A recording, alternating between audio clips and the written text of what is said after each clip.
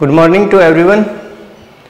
Last class में हमने बात की थी कि नेक्स्ट क्लास जो आज हो रही है उसमें मैं आप लोगों को लीनियर मोमेंटम के बारे में बताऊंगा, तो उसी के बारे में हम लोग आज डिस्कस करने वाले हैं। इससे पहले वाले जो अपना लेक्चर हुआ था उसमें हमने फर्स्ट लॉ पढ़ा था न्यूटन का मोशन के लिए। उसमें हम लोगों ने इनर्शिया के बारे में भी पढ़ा और इनर्शिया के टाइप्स के बारे में भी मैंने आप लोगों को बताया था। आज हम बात करेंगे लीनियर मोमेंटम की। तो एक डेफिनेशन मैंने बनाई है जिसके अंदर मैंने दो स्टेटमेंट यहाँ पे लिखे हैं, उनको आपको देखना है और इनको लेके फिर हम एक एग्जाम्पल कंसीडर करेंगे और उस एग्जाम्पल के बेस पे हम एक और डेफिनेशन यहाँ पे बनाएंगे। ये चीज हमें आज कंसीडर करनी है। तो सबसे पहले मैं इसको रीड करके बताता हूँ। Number 1 first point, basically it मतलब linear momentum. Basically linear momentum is a measure of quantity of motion possessed by a body. First point देखिए, आप लोगों के लिए ये सब चीजें नई हैं क्योंकि 8th क्लास तक आप लोगों को जो पढ़ाया गया है वो एक अलग स्टैंडर्ड था। अब थोड़ा स्टैंडर्ड आपका हाई हो गया है, तो उसी के रिस्पेक्ट में आपको मैं बता रहा हूं, ध्यान से सुनिएगा। दोबारा से मैं इसको रिपीट कर रहा हूं। Basically it is a measure of quantity of motion possessed by a body. मतलब क्या है ये बेसिकली ये किसी भी बॉडी के मोशन को, मतलब motion possessed by a body, किसी भी बॉडी के थ्रू जो मोशन हो रहा है उस मोशन को मेजर करने के लिए जो क्वांटिटी हम यूज में लेते हैं उसको हम बेसिकली लीनियर मोमेंटम की फॉर्म में ले सकते हैं। दूसरा क्या है, देखिए दूसरा point, it helps to measure the impact of force. That means impact of force, ये वाली चीज बहुत इंपॉर्टेंट है, ये हायर क्लासेस में भी आएगी, आपको अच्छे से याद रखनी है। Impact of force exerted by a body on other. ठीक है, ये दो स्टेटमेंट मैंने यहां पे लिखे हैं। अब देखिए हम एक एग्जांपल लेते हैं। मान लेते हैं एक कार है और एक बाइसिकल है। बाइसिकल मतलब मोटरसाइकिल मान लीजिए आप। दोनों सेम वेलोसिटी के साथ में मूव कर रही हैं। क्या कर रही हैं? दोनों सेम वेलोसिटी के साथ में मूव कर रही हैं, कार और बाइसिकल। तो दोनों के ऊपर जो फोर्स का इंपैक्ट होगा, इंपैक्ट ऑफ फोर्स जो होगा दोनों के ऊपर, क्या वो सेम होगा? नहीं होगा सेम। क्यों नहीं होगा? क्योंकि mass of the car is greater then mass of the bicycle. Bicycle का जो मास है वो कार के मास से कम है, इसलिए जो फोर्स हमें कार को देना पड़ेगा सेम स्पीड गेन करने के लिए, किसके बराबर? बाइसिकल के बराबर, वो ज्यादा होगा। एक नंबर पॉइंट। फिर अगर मैं बात करूं, यहां तो ये तो मास की बात हो गई, फिर एक और एग्जांपल लेते हैं। मान लीजिए दो ट्रक हैं, दोनों सेम ही हैं, मतलब सेम एक जैसे ही हैं, जिनका मास भी सेम है, एक जैसे हैं, एक ही कंपनी के हैं, एक ही मॉडल है, सेम है और उनका मास भी सेम है। अब वो दोनों ट्रक जो हैं वो मोशन कर रहे हैं। एक ट्रक की वेलोसिटी है v1 और दूसरे ट्रक की वेलोसिटी है v2। एक ट्रक की वेलोसिटी कितनी मानी आपने? v1। ए ट्रक की वेलोसिटी v1 और बी ट्रक की वेलोसिटी है v2, ऐसे मान लिया आपने दोनों वेलोसिटी। अब मैंने बोला कि बी ट्रक जो है वो ए से ज्यादा फास्ट चल रहा है। बी जो है वो ए से ज्यादा फास्ट चल रहा है, तो उस केस में मैं क्या लिख सकता हूं? v2 greater than v1। That means velocity of truck B is greater than velocity of truck A. ये वाला स्टेटमेंट निकल के आया। तो इस केस में क्या हुआ? वेलोसिटी ज्यादा है, किसकी? ट्रक बी की। तो हमें क्या करना पड़ेगा? दोनों का मास सेम है लेकिन एक की वेलोसिटी ज्यादा है, तो क्या हुआ था? थोड़ा सा कॉमन सेंस लगाएंगे तो हमें पता चलेगा कि जो बी ट्रक है उसकी वेलोसिटी ज्यादा कैसे हुई थी? क्योंकि उसके ऊपर इंपैक्ट ऑफ फोर्स, मतलब फोर्स जो है वो ज्यादा अप्लाई किया गया था, इसलिए उसकी ज्यादा हो गई थी क्या? वेलोसिटी। तो ये जो दोनों एग्जांपल्स हैं, ये जो केस हमने पढ़े हैं, दोनों एग्जांपल और ऊपर वाले जो दोनों केस हमने पढ़े हैं, इन दोनों केसों से क्या क्लियर होता है? इन दोनों केसों से क्लियर होता है एक स्टेटमेंट, और वो स्टेटमेंट क्या है वो मैं यहाँ पे राइट कर रहा हूं नंबर 3 लगाकर। आपको देखना है और समझना है कि वो स्टेटमेंट क्या है। नंबर 3, इससे क्लियर होता है, it clear that the quantity, ये वाली क्वांटिटी देखिए यहां पे, quantity of motion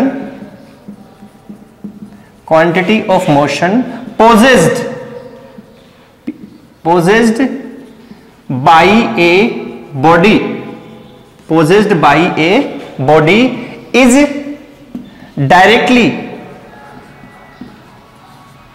directly proportional होती है, directly proportional to its mass as well as velocity, ठीक है। जो दो आपको एग्जाम्पल बताए हैं उनसे ये बात साफ हुई कि नहीं, उनसे ये बात क्लियर हो गई है। क्या क्लियर हुई है कि quantity of motion possessed by a body, किसी भी बॉडी का जो मोशन है उसकी जो क्वांटिटी है, ठीक है, वो किस पे डिपेंड करती है, वो डायरेक्टली प्रोपोर्शनल होती है उसके मास और उसकी वेलोसिटी पे।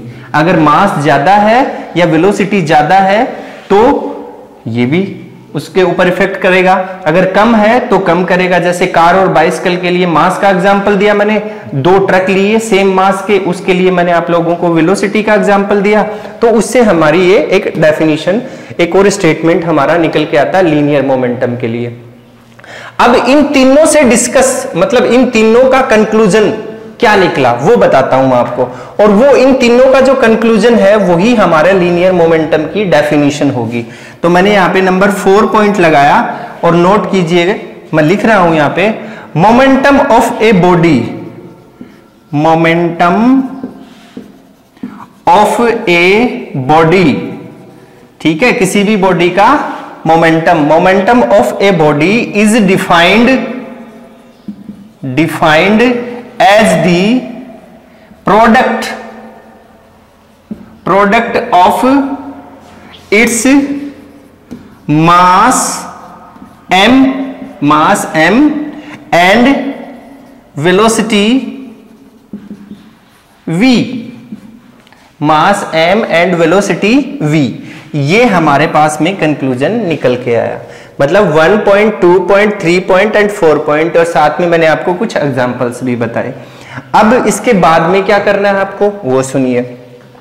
इसके बाद में हम इसका एक सिंबल बनाते हैं कि लीनियर मोमेंटम को डिनोट कैसे करते हैं। तो लीनियर मोमेंटम को डिनोट करने के लिए सिंबल बनाया हमने P से डिनोट किया उसको। ये क्या है, मोमेंटम। कौन सा मोमेंटम, लीनियर, क्योंकि और भी मोमेंटम होते हैं, एंगुलर मोमेंटम भी होता है और भी होते हैं। Linear momentum P is equals to mv, m for mass, और फिर डॉट प्रोडक्ट करना है ना, तो डॉट लगाया और यहां पे क्या आएगी, वेलोसिटी v, क्योंकि हमें क्या करना है, प्रोडक्ट बनाना है, सॉरी डॉट नहीं है, डायरेक्ट प्रोडक्ट है, इनटू वेलोसिटी। तो हम क्या लिख सकते हैं, P is equals to mv। ये आपका फॉर्मूला बन गया है किसका, मोमेंटम का, लीनियर मोमेंटम का। अब अगर इसकी SI यूनिट निकालें हम लोग, SI यूनिट किस यूनिट में हम इसको मेजर करेंगे, तो हम लोग लिख सकते हैं P इज इक्वल्स टू, मास की SI यूनिट क्या होती है, kg, और वेलोसिटी की क्या होती है, मीटर पर सेकंड। तो इसकी यूनिट हो गई kg मीटर पर सेकंड। ये समझ में आ गया आपको। और एक चीज और बताता हूं मैं आपको, ध्यान से सुनिएगा। इसमें वेलोसिटी का यूज हो रहा है, और वेलोसिटी एक वेक्टर क्वांटिटी होती है, इसलिए मास एक स्केलर क्वांटिटी होती है।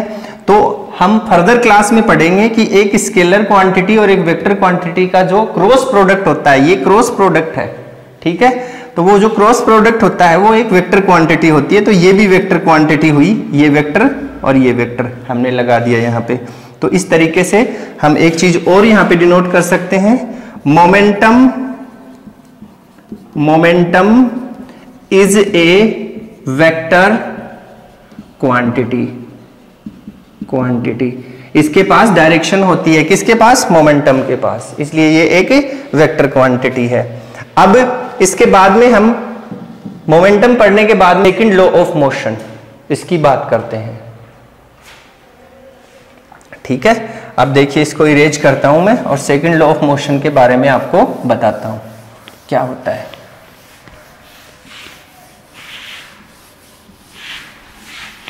तो सेकंड लॉ ऑफ मोशन में हम लोग लीनियर मोमेंटम की ही बात करेंगे। देखिए आप लोगों को मैंने 2-3 स्टेटमेंट लिख के लीनियर मोमेंटम के बारे में बताया और उसमें ये क्लियर हो रहा था, क्या क्लियर हो रहा था कि इम्पैक्ट ऑफ फोर्स का इम्पैक्ट लीनियर मोमेंटम को डिनोट करता है। तो फोर्स जितना ज्यादा होगा और मोशन का मतलब इम्पैक्ट भी उतना ही ज्यादा होगा, मोशन के ऊपर उतना ही ज्यादा इफेक्ट पड़ेगा। तो मोशन और फोर्स दोनों के बीच में रिलेशन बन गया है यहाँ पे। तो उसी केस को अगर हम आगे लेके चलें तो मैं यहाँ पे एक डेफिनेशन आपको, एक स्टेटमेंट आपको बता रहा हूँ सेकंड लॉ ऑफ मोशन का, जो न्यूटन ने हमें दिया है।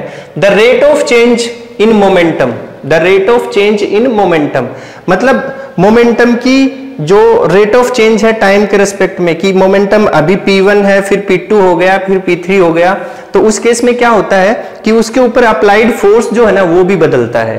और अगर वो बदलता है तो दोनों एक दूसरे के साथ में दोनों एक दूसरे के साथ में डिपेंडेंट हो गए। और वो डिपेंडेंट कैसे होते हैं, देखिए यहाँ पे द रेट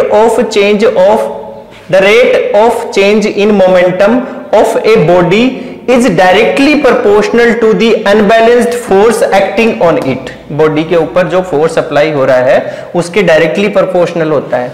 और उसके साथ साथ क्या होता है, and the momentum change, momentum में जो चेंज आ रहा है, momentum change occurs in the direction of applied force, force की डायरेक्शन में ही होगा। अब इसी चीज को हम लोग मैथमेटिकली प्रूफ करके देखें।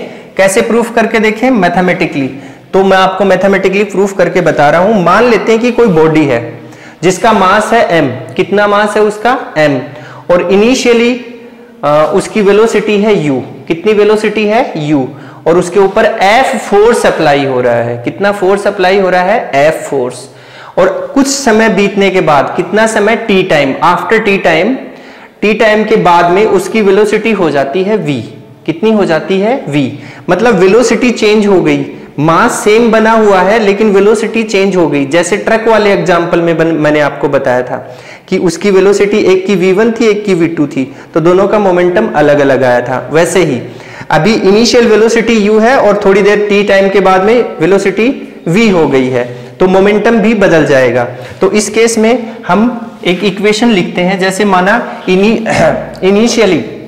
इनिशियली मोमेंटम कितना था? इनिशियली मोमेंटम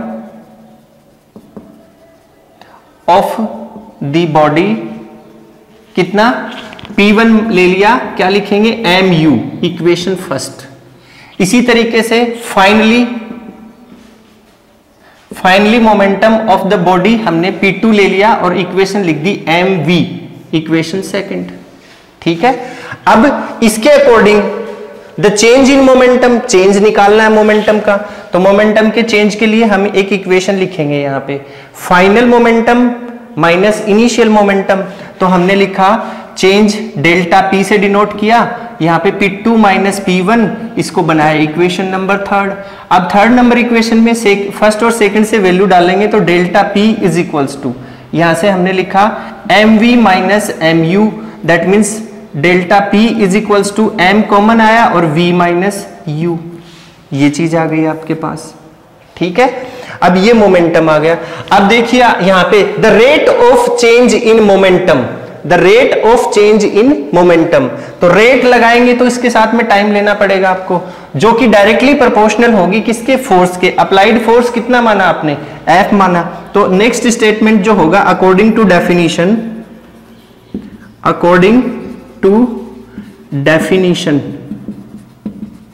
डेफिनीशन क्या लिखेंगे? F directly proportional to rate of change of momentum,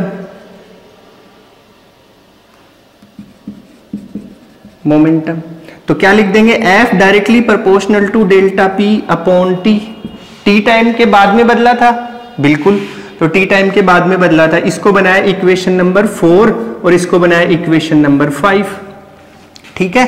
अब यहाँ पे इस इक्वेशन में प्रोपोर्शनल के सिंबल को रिमूव करते हैं तो k एक कांस्टेंट ले लिया, proportionality constant upon t, equation number 6। अब अगर if k is equals to 1 हो, क्या हो, k इज इक्वल्स टू 1 हो, कांस्टेंट अगर 1 हो आपका, तो ये 1 क्यों होगा उसका रीजन भी हम फर्दर क्लासेस में देखेंगे, अभी इतना समझना ज्यादा जरूरी नहीं है, आप देखिए इसको। उस केस में क्या हो जाएगा, f is equals to delta p upon t, ये बन गया आपके पास, इक्वेशन बना दी हमने 7 नंबर। ठीक है, अब इधर आ जाइए। अब 7 नंबर इक्वेशन में डेल्टा p की वैल्यू 4th नंबर से पुट कर देंगे तो क्या हो जाएगा, f इज इक्वल्स टू, ये है वैल्यू आपकी m v minus u upon t, ये वैल्यू आ गई आपके पास। अब इस इक्वेशन को हमने 8 नंबर बनाया, 8 नंबर बनाया, लेकिन एक्सेलरेशन की जो डेफिनेशन थी अकॉर्डिंग, देखिए मोशन वाले चैप्टर में आपने एक्सेलरेशन के बारे में पढ़ा है, अकॉर्डिंग टू डेफिनेशन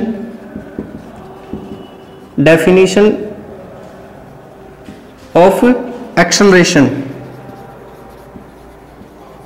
एक्सेलरेशन, तो क्या होता है, a is equals to the rate of change of velocity v minus u by t, ये होता है। अब इस पूरी चीज की जगह v minus u by T की जगह a डाल सकते हैं आप इस इक्वेशन में 8 नंबर में, तो आपके पास में क्या बन जाएगा, f is equals to ma, ये फॉर्मूला है फोर्स का जो हम हमेशा यूज में लेते रहते हैं, नाइन्थ वन। अब इसकी यूनिट निकालते हैं, फोर्स की यूनिट, वो कैसे निकलेगी, उसके लिए इधर आ जाइए। देखिए फोर्स की unit F is equals to, ये मास है, मास के लिए ऐसा यूनिट क्या होती है, kg, और ये क्या है, एक्सेलरेशन, एक्सेलरेशन के लिए यूनिट निकालते हैं तो हमने लिखा है यहाँ पे इनटू, एक्सेलरेशन के लिए देखो वेलोसिटी अपॉन टाइम, क्या लिखा हमने, वेलोसिटी अपॉन टाइम, ये फॉर्मूला हो गया एक्सेलरेशन का। अब देखिए वेलोसिटी की जो आपके पास में यूनिट होती है वो क्या होती है, मीटर सेकंड पर सेकंड अपॉन, ये आ गया यहाँ पे सेकंड। ठीक है, अब इसको एक साथ करते हैं, F is equals to kg into metre per second upon per second, इसको ऊपर लेके जाएंगे, इस सेकंड को भी ऊपर लेके जाएंगे तो इस पे भी पावर 1 माइनस की आ जाएगी, तो क्या आ जाएगा, kg मीटर सेकंड स्क्वायर पर मीटर स्क्वायर। इसको इस तरीके से हमने यूनिट बना ली इसकी, ये ऊपर चला गया तो ये इसके ऊपर भी पावर की -1 आ गई, तो -1 और -1 माइनस की 2 हो गई, ये इसकी यूनिट हो गई है आपकी फोर्स की। अब अगर आप इस फोर्स की यूनिट को, इस कंप्लीट फोर्स की यूनिट को न्यूटन भी बोलते हैं, क्योंकि ये न्यूटन के रिस्पेक्ट में लिया गया, इस पूरे कॉम्बो को हम न्यूटन बोल देते हैं, न्यूटन, और इसको कैपिटल N से डिनोट करते हैं, न्यूटन। ठीक है, क्योंकि न्यूटन ने ये हमें लॉ दिया है तो उनके रिस्पेक्ट में एक यूनिट बना ली गई है ये। अब अगर हम बात करें, किसकी बात करें, 1 न्यूटन फोर्स की, किसकी बात करें हम लोग, 1 न्यूटन फोर्स की अगर हम बात करें तो इसी फॉर्मूले से हम 1 न्यूटन का फोर्स निकाल सकते हैं, इस फॉर्मूले से। ठीक है, कैसे निकलेगा, अगर ये भी यूनिट हो और ये भी यूनिट हो, दैट मीन्स यूनिट मास के लिए यूनिट एक्सेलरेशन। ठीक है, यूनिट मास और यूनिट एक्सेलरेशन, तो कितना फोर्स लग रहा है, 1 न्यूटन। ठीक है, तो इसको हम लिख भी सकते हैं, कैसे लिखेंगे, उसके लिए मैं एक छोटा सा स्टेटमेंट आपको यहाँ पे लिख के दे रहा हूं, आप देखिएगा जरा। ठीक है, इसको इरेज कर देता हूं मैं पहले। तो देखिए 1 न्यूटन जो फोर्स है आपका, उसके लिए हम लोग क्या डेफिनेशन बनाएंगे, मैंने अभी आपको फॉर्मूले में बताया था, जैसे हमारा फॉर्मूला क्या था, F is equals to ma, इसको 1 न्यूटन बनाना है, 1 न्यूटन इसकी वैल्यू बनानी है, तो हम क्या करेंगे, यहाँ पे मास की वैल्यू भी 1 यूनिट कर देंगे, 1 kg, और एक्सेलरेशन की वैल्यू भी SI में यूनिट कर दी, 1 मीटर पर सेकंड स्क्वायर। तो टोटल आंसर हमारे पास में क्या आया, सीधा सा लॉजिक है, 1 न्यूटन बनाने के लिए इसको, तो F is equals to 1 into 1 कितना हो गया, 1, और इसकी यूनिट क्या हो गई, kg metre per second square, इस पूरी को यूनिट को क्या बोलते हैं, एन, न्यूटन। तो F इज इक्वल्स टू क्या बन गया, 1 न्यूटन। अब इसी चीज को हम एक लैंग्वेज में लिखेंगे। कैसे लिखेंगे, देखो मैंने लिखा है यहाँ पे, देखिए 1 newton as the amount of force which produces an acceleration of 1 meter per second square in a body of unit mass in its oven direction। ये लेना है हमें। और ओवन डायरेक्शन क्यों लेना है, क्योंकि फोर्स जो है, ये देखिए ये फोर्स जो है वही चीज बता रहा हूं मैं आपको जो अभी लीनियर मोमेंटम के लिए बताई थी।